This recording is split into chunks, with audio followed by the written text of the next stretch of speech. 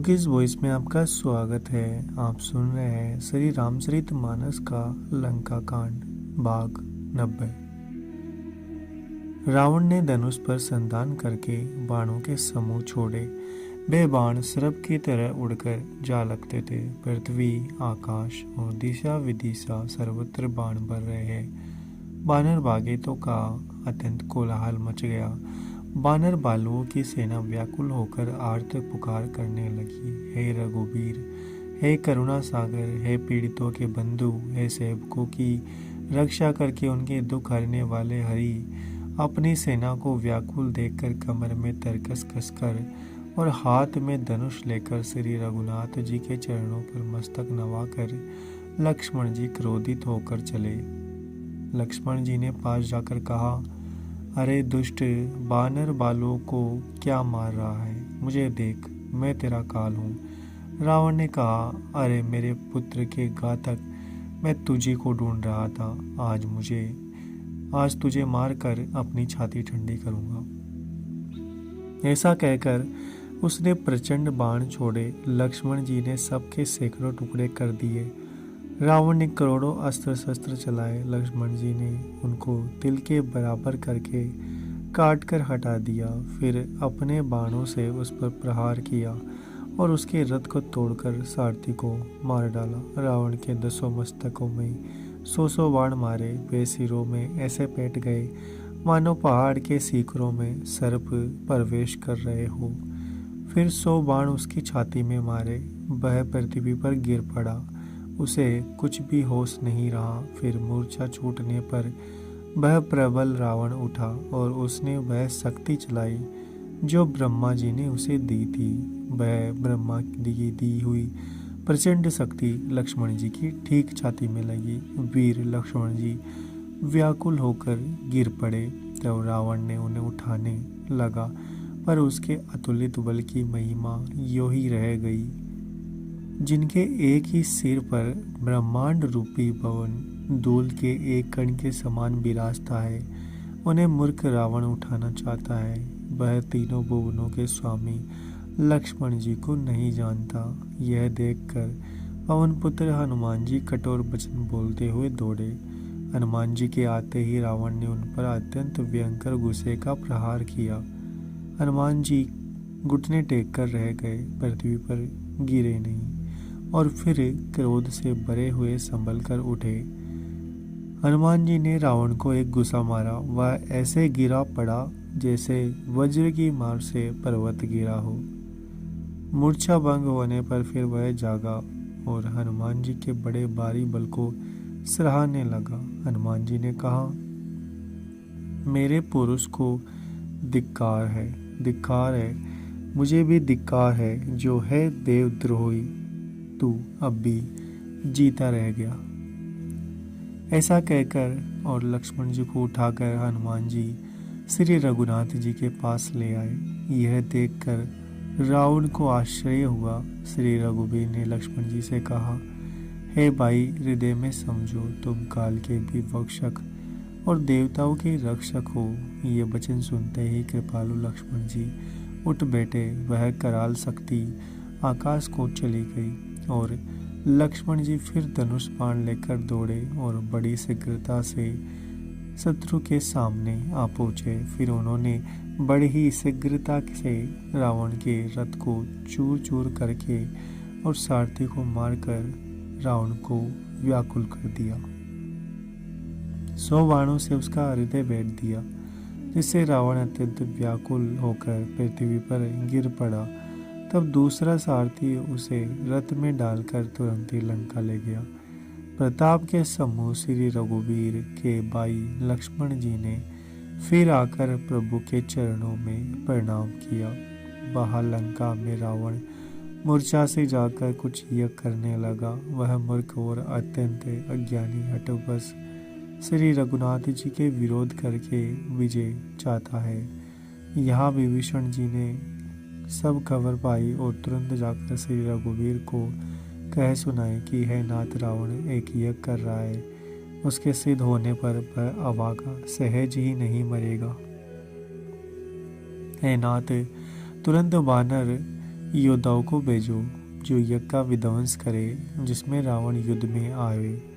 प्रातःकाल होते ही प्रभु ने वीर योद्धाओं को भेजा। हनुमान और अंगद आदि सब दौड़ने लगे। बानर खेलते ही कूदकर लंका पर जा चढ़े और निर्भय रावण के महल में घुसे। जो ही उसको यज्ञ करते देखा त्यों ही सब बानरों को बड़ा क्रोध हुआ। उन्होंने कहा, अरे ओ निर्लज्ज, रणभूमि से घर भाग आया और यहाँ आकर बगुले का सा ध्यान लगा कर बैठा है। ऐसा कहकर अंगद ने लात मारी, पर उसने इनकी ओर देखा भी नहीं। उस दुष्ट का मन स्वार्थ में अनुरक्त था। जब उसने नहीं देखा तब बानर क्रोध करके उसे दांतों से पकड़कर काटने और लातों से मारने लगे। स्त्रियों को बाल पकड़कर घर से बाहर घसीट लाए। वे अत्यंत ही दीन होकर पुकारने लगे। तब रावण काल के समान क्रोधित होकर उठा और बानर को पैर पकड़कर पटकने लगा। इसी बीच में बानरों ने यज्ञ विध्वंस कर डाला। यह देखकर वह मन में हरने लगा। यज्ञ विध्वंस करके सब चतुर बानर रघुनाथ जी के पास आ गए। तब रावण जीने की आशा छोड़कर क्रोधित होकर चला। चलते समय अत्यंत अमंगल होने लगे। गिद्ध उड़ उड़ कर उसके सिरों पर बैठने लगे, किंतु वह काल के वश था, इससे किसी भी अपशकुन को नहीं मानता। उसने कहा, युद्ध का डंका बजाओ। निशाचरों की अपार सेना चली। उसमें बहुत से हाथी, रथ, घुड़सवार और पैदल है। वे दुष्ट प्रभु के सामने कैसे दौड़े, जैसे पतंगों के समूह अग्नि की ओर दौड़ते हैं। इधर देवताओं ने स्तुति की, है श्री राम जी, इसने हमको दारुण दुख दिए हैं, अब आप इसे अधिक ना खिलाइए। जानकी जी बहुत ही दुखी हो रही है। देवताओं के वचन सुनकर प्रभु मुस्कुराए। फिर श्री रघुवीर ने उठकर बाण सुधारे। मस्तक पर जटाओं के जुड़े खूब कसकर बांधे हुए हैं। उसके बीच बीच में पुष्प गुथे हुए शोभित हो रहे हैं। लाल नेत्र और मेघ के समान श्याम शरीर वाले और संपूर्ण लोगों के नेत्रों को आनंद देने वाले हैं। प्रभु ने कमर में फेंटा और तरकस कस लिया और हाथ में कठोर सार्ग धनुष ले लिया। प्रभु ने हाथ में सार्ग धनुष लेकर कमर में बाणों की खान सुंदर तरकस कस लिया। उसके भुजदंड पुष्ट है और मनोहर चौड़ी छाती पर ब्राह्मण के चरण का चिन्ह शोभित है। तुलसीदास जी कहते हैं, जो ही प्रभु धनुष बाण हाथ में लेकर फिराने लगे, त्यों ही ब्रह्मांड, दिशाओं के हाथी, कच्छप, शेष जी, पृथ्वी, समुद्र और पर्वत सभी डगमगा उठे। भगवान की शोभा देखकर देवता हर्षित होकर फूलों की अपार वर्षा करने लगे और शोभा, शक्ति और गुणों के दाम, करुणा निदान प्रभु की जय हो, जय हो, जय हो ऐसा पुकारने लगे। इसी बीच में निशाचरों की अत्यंत घनी सेना कसमसाती हुई आपस में टकराती हुई आई। उसे देखकर बानर योद्धा इस प्रकार उसके सामने चले जैसे प्रलय काल के बादलों के समूह हो। बहुत से कृपाण और तलवारें चमक रही है, मानो दसों दिशाओं में बिजलियां चमक रही हो। हाथी, रथ, घोड़ों का कठोर चिगाड़ ऐसा लगता है मानो बादल भयंकर गर्जन कर रहे हो। वानरों की बहुत सी पूंछें आकाश में छाई हुई है, वह ऐसी शोभा दे रही है मानो सुंदर इंद्रधनुष उदय हुए हो। धूल ऐसे उठ रही है मानो जल की धारा हो। बाण रूपी बूंदों की अपार वृष्टि हुई। दोनों ओर से योद्धा पर्वतों का पहाड़ कर रहे हैं, मानो बारंबार वज्रपात हो रहा हो।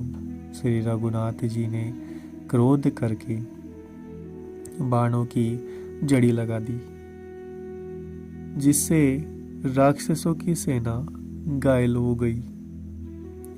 बाण लगते ही वीर चित्कार कर उठते हैं, चक्कर खा खा कर जहाँ तहाँ पृथ्वी पर गिर पड़ते हैं। उसके शरीरों से ऐसे खून बह रहा है मानो पर्वत के भारी झरनों से जल बह रहा हो। इस प्रकार डरपोकों को डर उत्पन्न करने वाली रुधिर की नदी बह चली। डरपोकों को डर उपजाने वाली अत्यंत अपवित्र रक्त की नदी बह चली। दोनों दल उसके दोनों किनारे है, रथ रेत है और पहिए बवर है। वह नदी बहुत भयावनी बह रही है। हाथी, पैदल, घोड़े, गधे और अनेकों सवारियां ही, जिनकी गिनती कौन करे। नदी के जल जंतु है, बाण शक्ति और तोमर, सर्प है, धनुष तरंगे है, डाल, बहुत से कछुए हैं। वीर पृथ्वी पर इस तरह गिर रहे हैं मानो नदी किनारे के वृक्ष ढह रहे हो। बहुत सी मज्जा बह रही है, वही फैन है। डरपोक जहाँ इसे देखकर डरते हैं, वहाँ उत्तम योद्धाओं के मन में सुख होता है। भूत पिशाच और बेताल, बड़े बड़े जोठों वाले महान भयंकर जोठिंग और परमथ उस नदी में स्नान करते हैं। कौवे, चील बुझाए लेकर उड़ते हैं और एक दूसरे से छीन कर खा जाते हैं। एक कोई कहते हैं, अरे मूर्खों, ऐसी सस्ती है फिर भी तुम्हारी दरिद्रता नहीं जाती। घायल योद्धा तट पर पड़े कराह रहे हैं, मानो जहाँ तहाँ अर्ध जल पड़े हो। गिद्ध आते खींच रहे हैं, मानो मछली मार नदी तट पर से चित लगाए हुए बंसी खेल रहे हो। बहुत से योद्धा बहे जा रहे हैं और पक्षी उन पर छड़े चले जा रहे हैं, मानो वे नदी में नावरी खेल रहे हो। योगिनियाँ खपरों में भर भर कर खून जमा कर रही है। भूत पिशाचों की स्त्रियां आकाश में नाच रही है। चामुंडाई योद्धाओं की खोपड़ियाँ करताल बजा रही है और नाना प्रकार से गा रही है। गीदड़ों के समूह काट काट कर शब्द करते हुए मुर्दों को काटते, खाते, वहाँ करते और पेट भर जाने पर एक दूसरे को डांटते। करोड़ों धड़ बिना सिर के घूम रहे हैं और सिर पृथ्वी पर पड़ा जे जे बोल रहा है। मुंडे जे जे बोलते हैं और प्रचंड रुंडे बिना सिर के दौड़ते हैं। पक्षी खोपड़ियों में उलझ उलझ कर परस्पर लड़े मरते हैं। उत्तम योद्धा दूसरे योद्धाओं को डहा रहे हैं। श्री रामचंद्र जी के बल से द्रवित होकर बानर राक्षसों के झुंडों को मसले डालते हैं। श्री राम जी के बाण समूह से मरे हुए योद्धा लड़ाई के मैदान में सो रहे हैं। रावण ने हृदय में विचारा, ये राक्षसों का नाश हो गया है, मैं अकेला हूँ और बानर बालू बहुत है, इसलिए मैं अब अपार माया रचूं। देवताओं ने प्रभु को पैदल देखा तो उनके हृदय में बड़ा भारी क्रोध हुआ। फिर क्या था, इंद्र ने तुरंत अपना रथ भेज दिया। उसका सारथी मातली हर्ष के साथ उसे ले आया। उस दिव्य अनुपम और तेज के पुंज रथ पर कौशलपुरी के राजा श्री रामचंद्र जी हर्षित होकर चढ़े।